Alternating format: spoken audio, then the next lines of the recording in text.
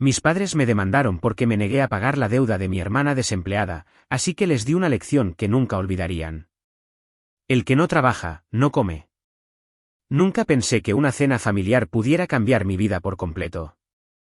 Me llamo Sofía, y acababa de terminar una larga semana de trabajo cuando me senté a la mesa del comedor de mis padres en Guadalajara. Debería haber sido una tranquila cena de domingo, de esas en las que todos hablan de su semana y luego se van a casa. En lugar de eso, mi madre dejó su tenedor, me miró directamente y me dijo que tenía que pagar la deuda de mi hermana.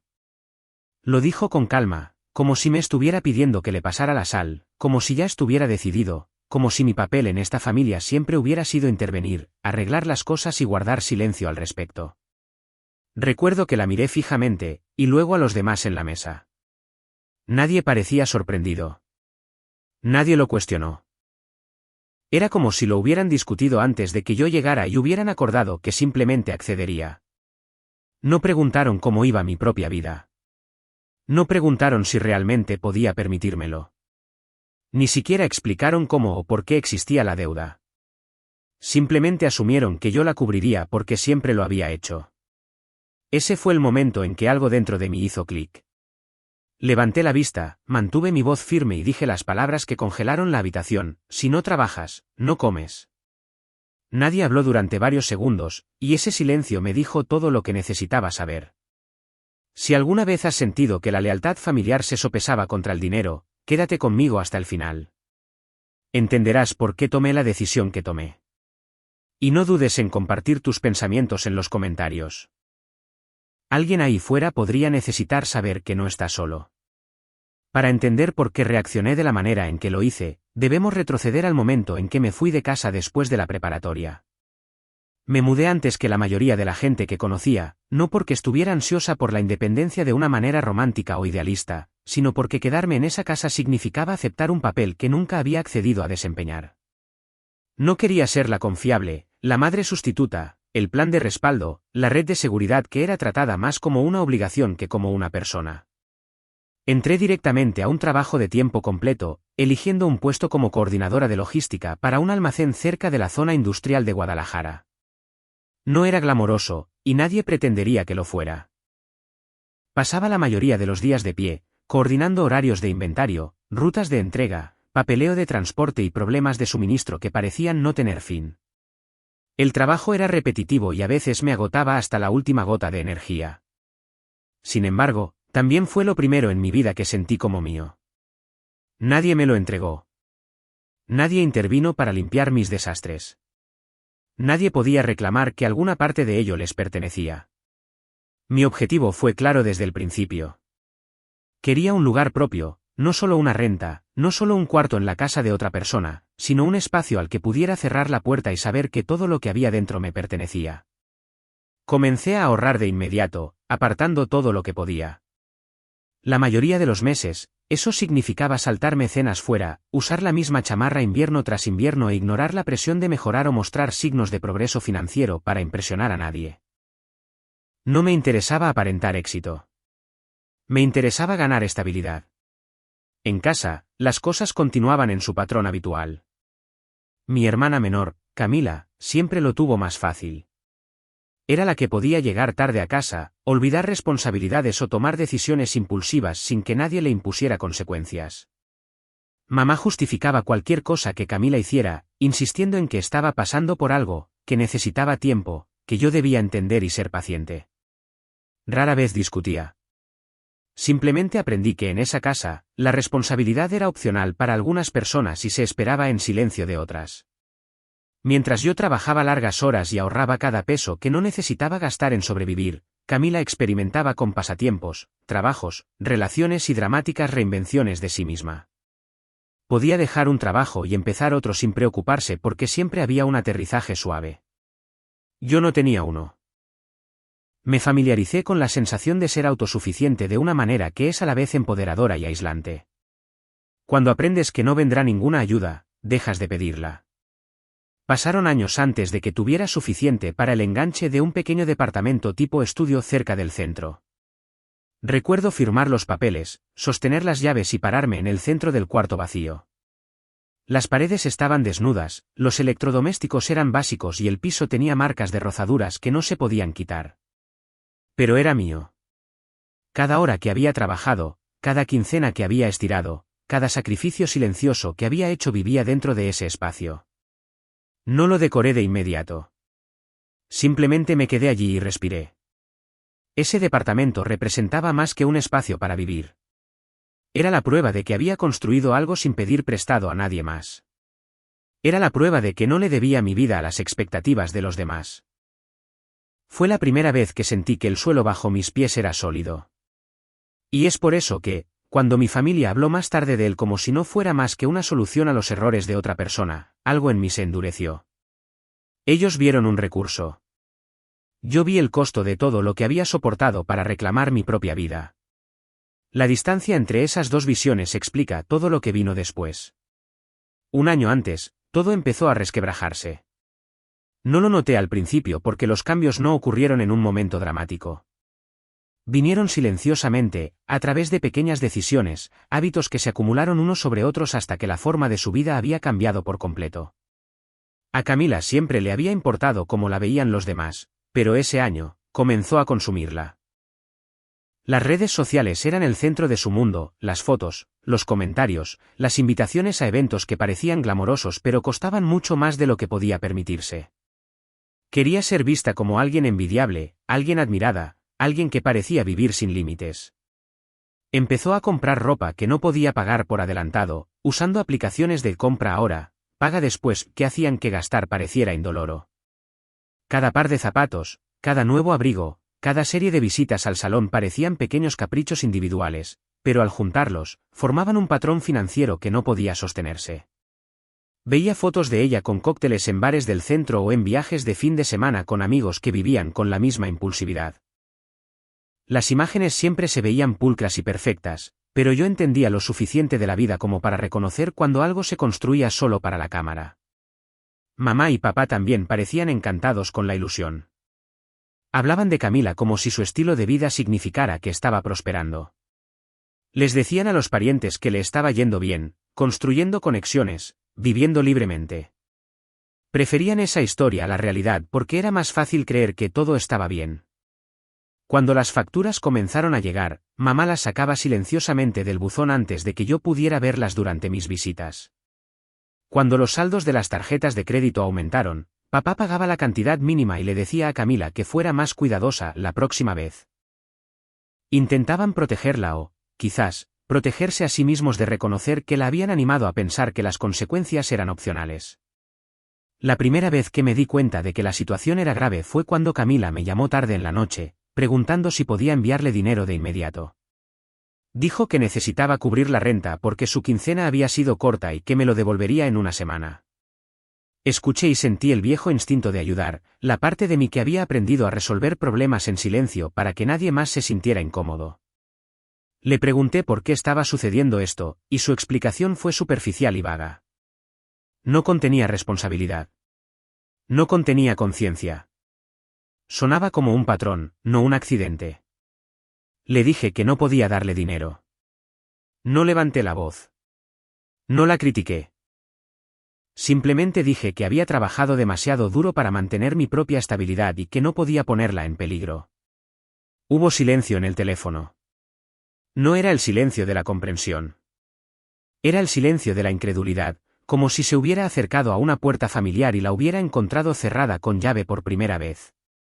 Dijo que pensaba que yo lo entendería, y respondí que sí lo entendía, y que era exactamente por eso que no podía ayudar. Después de eso, la distancia creció. Camila dejó de hablarme con calidez. Mamá comenzó a llamar para sugerir que podría haber manejado la situación con más delicadeza. Papá evitaba discutirlo por completo. La casa no decía las palabras, pero transmitía el mensaje claramente, había salido del papel que me habían asignado. Ya no era la que absorbía el impacto de las decisiones de los demás. Y una vez que un hogar espera que te sacrifiques por la comodidad de otros, elegir no hacerlo se trata como una traición. No me disculpé. Viví mi vida. La grieta ya se había formado. Una tarde de fin de semana, mamá me dijo que tenía que ir a casa de mi tía Marisol. La forma en que lo dijo fue tranquila y casi cálida, pero había una firmeza debajo que hacía inútil la negativa. Conduje al otro lado de la ciudad con la conciencia tranquila de que lo que me esperaba allí no sería tanto una conversación como una declaración. Marisol vivía en una casa ancha de un solo piso con un comedor extendido que siempre parecía escenificado, como una fotografía en una revista de bienes raíces en lugar de un espacio donde la gente realmente vivía. Cuando entré, la larga mesa del comedor ya estaba puesta, aunque no se servía comida, y las sillas estaban ocupadas como si todos hubieran estado esperando a que yo tomara el último asiento libre. Mamá estaba sentada erguida cerca del extremo de la mesa con las manos juntas en una pose quieta y deliberada. Papá estaba a su lado con los ojos bajos y los hombros tensos, como si hubiera ensayado el silencio en lugar del habla. Camila se sentó frente a mí. Su postura tenía el hundimiento del agotamiento, pero su rostro estaba cuidadosamente compuesto, con maquillaje colocado para disfrazar la tensión que no podía ocultar por completo. Marisol estaba de pie cerca de la encimera, sirviendo té en tazas a juego, haciendo movimientos lentos y medidos que sugerían que pretendía proyectar control, paciencia y autoridad. Nadie habló durante varios largos momentos, y el silencio se sintió como si la propia habitación se inclinara hacia adentro, esperando para presionarme. Cuando mamá finalmente comenzó, su tono era suave pero inequívocamente directivo. Habló de la lealtad familiar, la responsabilidad compartida y la idea de que nos definimos por cómo nos presentamos el uno al otro en tiempos difíciles. Dijo que Camila estaba en problemas y que yo estaba en condiciones de ayudar, lo que significaba que debía ayudar, como si la capacidad por sí sola creara la obligación. Usó frases como, cuidamos de los nuestros y esto es lo que significa la familia. Pero cada frase estaba diseñada para implicar que mi negativa sería un acto de traición. Los ojos de Camila se llenaron de lágrimas mientras mamá hablaba. Sin embargo, no se dirigió a mí directamente, ni expresó ningún reconocimiento de sus propias decisiones. Sus lágrimas cayeron en silencio, pero había intención en la forma en que inclinó la cabeza y contuvo la respiración, como si esperara que alguien la protegiera de las consecuencias que ella había creado. Reconocí el patrón como familiar. Era la misma coreografía en la que se había apoyado muchas veces a lo largo de nuestras lives, una que a menudo resultaba en que otros se interpusieran entre ella y la responsabilidad. Respondí con cuidado. Dije que respetaba el amor que esta familia se tenía, pero que había pasado años construyendo una vida que dependía de la estabilidad y la disciplina arraigada, y que no pondría en peligro esa base asumiendo una deuda que no creé. No levanté la voz. No cambié mi expresión. Simplemente establecí el límite con el que ya había hecho las paces. La habitación reaccionó no con arrebatos, sino con una tensión tan densa que se sentía casi física. Papá finalmente habló con una voz que era tranquila pero pesada. Dijo que la familia no debería tener que pedir ayuda 2 veces. Dijo que si la situación fuera al revés, Camila haría lo mismo por mí. Las palabras flotaron en el espacio entre nosotros con la pesada conciencia de que no eran ciertas. Todos en la habitación lo sabían. Sin embargo, él continuó, aferrándose a la historia que era más cómoda que la realidad. Marisol tomó asiento, luego, colocando sus manos cruzadas sobre la mesa, dijo en un tono que buscaba la neutralidad, que existían vías legales para situaciones como esta. Dijo que el tribunal podría considerar una obligación compartida si la familia presentaba el asunto como una responsabilidad colectiva. Lo describió no como presión, sino como procedimiento, como si involucrar al sistema legal fuera simplemente el siguiente paso razonable cuando la persuasión fallaba. En ese momento, comprendí que esta reunión no se había organizado para discutir nada. Se había organizado para informarme de lo que vendría si no cumplía. Entonces, les dije que no de nuevo, con firmeza en lugar de emoción. La habitación se quedó quieta de una manera que dejó inequívocamente claro que algo fundamental había cambiado, y nada volvería a ser como antes. Unas semanas después, la carta del juzgado llegó a la puerta de mi departamento. Estaba colocada con cuidado en el felpudo, como si quien la entregó quisiera asegurarse de que no la pasara por alto. El sobre era sencillo, pero algo en su peso se sentía deliberado, casi pesado. Me quedé allí sosteniéndolo más tiempo del que debería, el silencio en mi entrada se convirtió en un eco de algo en mi pecho que no quería reconocer. Sabía exactamente qué era esto antes de abrirlo. La carta decía que debía comparecer en una audiencia civil. Explicaba que mis padres afirmaban que yo tenía la obligación de contribuir económicamente en lo que describían como un asunto de deber familiar. Afirmaban que, como me habían criado, apoyado y provisto, ahora les debía una compensación en forma de ayuda a mi hermana con su deuda. El lenguaje de la carta era formal, pero la intención subyacente era dolorosamente familiar. No era ley. Era culpa envuelta en terminología legal. Me senté en mi sofá durante varios minutos después de leer. No lloré ni entré en pánico. Solo sentí que algo sordo comenzaba a asentarse dentro de mí. Algo parecido a la comprensión. Mis padres ya no solo estaban pidiendo. Estaban dispuestos a usar el sistema legal para hacer cumplir su versión de los roles familiares. Habían elegido una narrativa que me pintaba como desagradecida y egoísta por proteger lo que había trabajado. Entendí entonces que el conflicto ya no era solo emocional. Se había vuelto procesal. A la mañana siguiente, contacté a una abogada. Se llamaba licenciada Gabriela Robles, y me la recomendó un colega que había pasado por una difícil disputa de herencia el año anterior. Cuando entré en su oficina, las paredes estaban llenas de títulos universitarios enmarcados y resultados de casos. Sin embargo, el espacio no se sentía intimidante. La licenciada Robles tenía una presencia firme, como alguien que entendía la confrontación sin necesidad de levantar la voz o adoptar una postura de control. Le expliqué la situación en términos claros, con cuidado de no dramatizar. Escuchó sin interrumpir. Solo después de que terminé, habló. Me dijo que en México, los padres no pueden exigir el reembolso de los costos ordinarios de criar a un hijo. No pueden convertir la inversión emocional o parental en una deuda legal. Dijo que el argumento que mis padres estaban presentando no se sostendría en el tribunal a menos que hubiera un contrato escrito que indicara que yo había aceptado asumir la responsabilidad de las finanzas de mi hermana, lo cual, por supuesto, no existía. Su explicación no se sintió triunfante. Se sintió esclarecedora.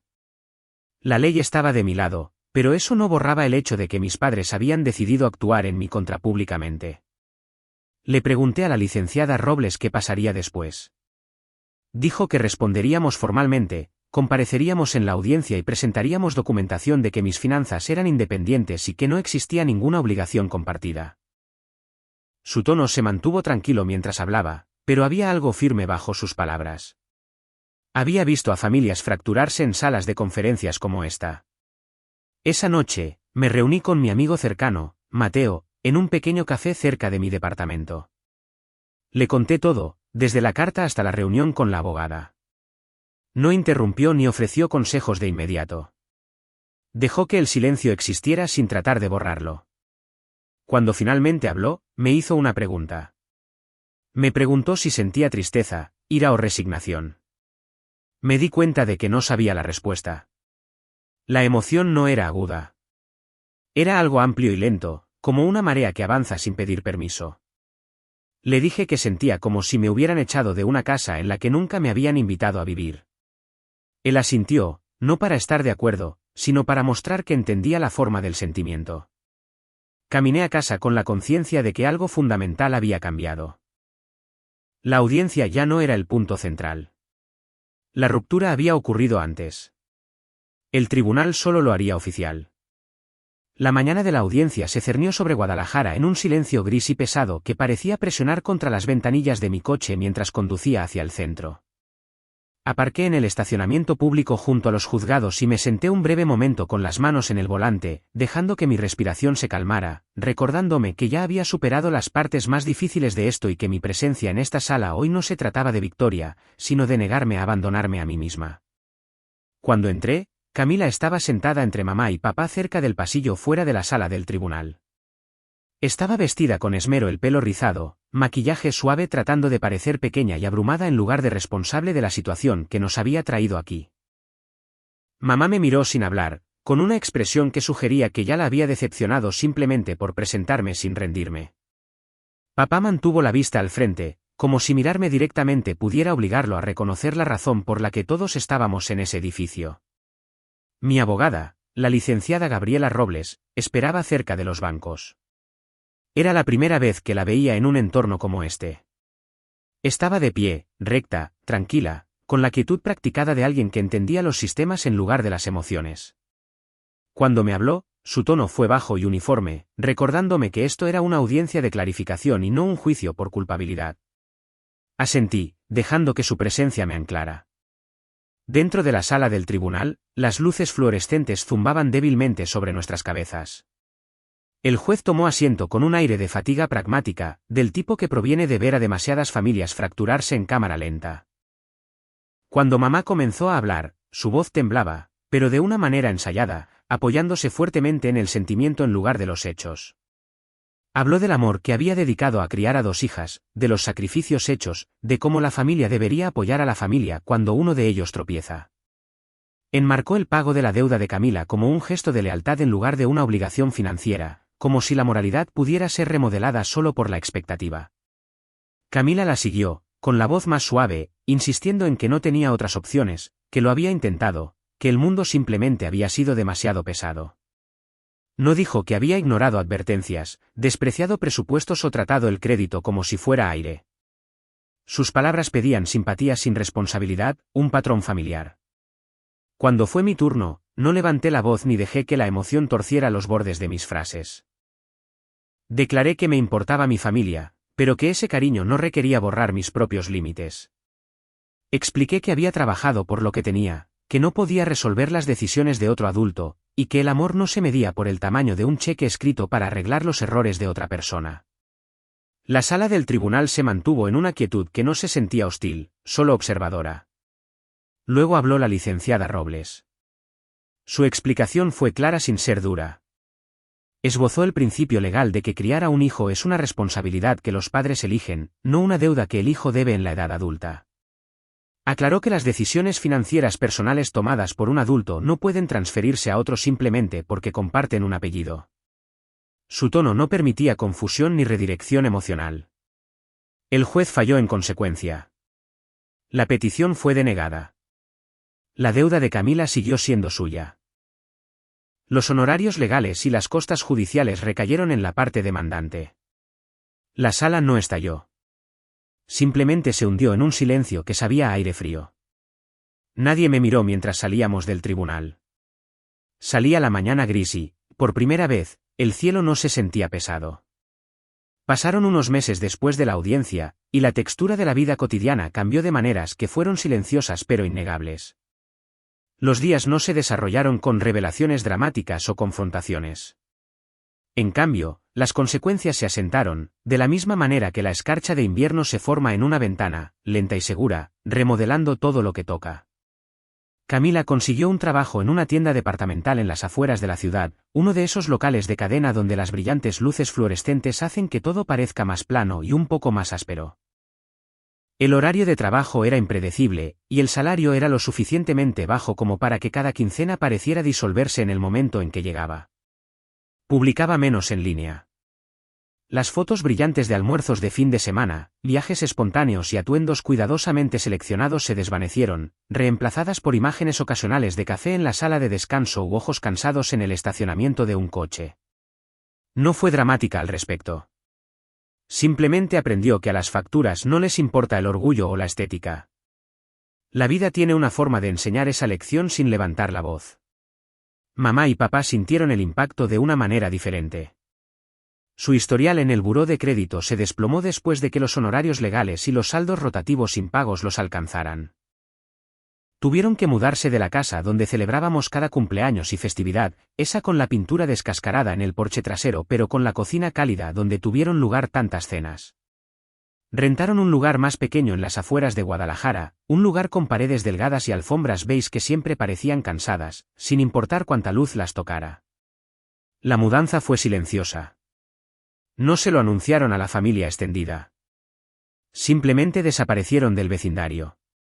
No hubo una discusión dramática ni un intercambio final de acusaciones. El silencio llegó lentamente. Días sin mensajes se convirtieron en semanas, luego en meses. Cambié el tono de notificación de mi teléfono para no sobresaltarme si aparecían sus nombres, aunque rara vez lo hacían. Los límites, cuando se mantienen, no siempre parecen heroicos. A veces parecen espacio, distancia, silencio ordinario. No los bloqueé. Simplemente dejé de dar un paso adelante para llenar los vacíos. Y ellos tampoco dieron un paso adelante. En ese espacio, mi vida se estabilizó. Continué trabajando en el centro de logística, no porque fuera el trabajo de mis sueños, sino porque sostenía la vida que construí. Comencé a asistir a clases nocturnas en una universidad técnica local, explorando la gestión de la cadena de suministro de manera más formal. Reorganicé los muebles de mi departamento, añadí una estantería, compré una planta que necesitaba más cuidados que el cactus que tenía antes. No fueron cambios extravagantes. Fueron decisiones que afirmaban que la vida que tenía era mía, moldeada por el esfuerzo en lugar de la expectativa o la obligación. A veces, en las tranquilas mañanas de domingo, paseaba por el tianguis del centro. Veía a familias hablando, a niños tirando de las mangas, el caos ordinario de la conexión. Hubo un tiempo en que ver a familias así me hacía sentir la punzada familiar de lo que quería que fuera la mía. Ahora, se sentía como observar algo separado, no doloroso y no envidiable, simplemente separado. Camila aprendió a adaptarse a la realidad de mantenerse a sí misma. Mamá y papá aprendieron que las expectativas no reescriben la responsabilidad. Y yo aprendí que la distancia puede ser una forma de amor propio, una protección que no busca castigar a otros, sino que simplemente se niega a abandonar el yo para preservar una imagen de familia que nunca existió realmente. La estabilidad no llegó con celebración ni con ningún sentido de triunfo. Apareció en las rutinas tranquilas que llenaban mis días, en el ritmo constante del trabajo, el descanso y el espacio tranquilo que me permití proteger. La vida siguió adelante sin un cierre dramático, sin reconciliación, sin un regreso a cómo eran las cosas. Y esa continuación silenciosa se convirtió en su propia forma de paz. Ahora, mirando hacia atrás, entiendo algo que parecía imposible de comprender cuando todavía estaba dentro de la situación. Una vez creí que los lazos familiares exigían inherentemente sacrificio y lealtad incuestionable, como si el amor se probara por cuánto de mí misma podía entregar antes de agotarme. Pensaba que decir no, trazar un límite o elegir mi propio camino significaba dar la espalda a las personas que me criaron. Solo después de que todo se desarrolló me di cuenta de que el amor sin autonomía no es amor, y la lealtad que te destruye no es devoción. Es rendición. La distancia que mantengo ahora no está arraigada en el resentimiento, sino en la claridad sobre lo que me permite permanecer íntegra. Hay momentos en que recuerdo noches tranquilas en esa casa, recuerdos donde la risa todavía vivía, y una parte de mí se pregunta si las cosas podrían haber sido diferentes. Sin embargo, incluso en esos recuerdos, sé que el afecto no puede borrar la expectativa de deuda que se me impuso. La verdadera conexión no puede crecer donde la obligación reemplaza al cuidado. Avancé no para demostrar nada, no para castigar a nadie, sino para preservar la capacidad de estar en mi propia vida sin ser consumida por las expectativas de los demás. La paz, para mí, no llegó ruidosamente. Se asentó lentamente en el ritmo de mis días, en la constancia del trabajo que elegí y en el espacio que ahora me permito vivir sin culpa. Aprendí que la responsabilidad por uno mismo no es egoísmo, y la independencia financiera no es una traición a la familia. Aprendí que no tengo que disminuirme para ser considerada amorosa, ni necesito rescatar a otros de las consecuencias de sus elecciones. Los límites no son muros que bloquean el amor, sino el marco que mantiene el amor sano, honesto y vivo. Una relación que exige el sacrificio de la dignidad no es una relación que valga la pena mantener. Gracias por ver este vídeo. No olvides darle me gusta y suscribirte al canal de Secretos Revelados para no perderte las últimas historias emocionantes.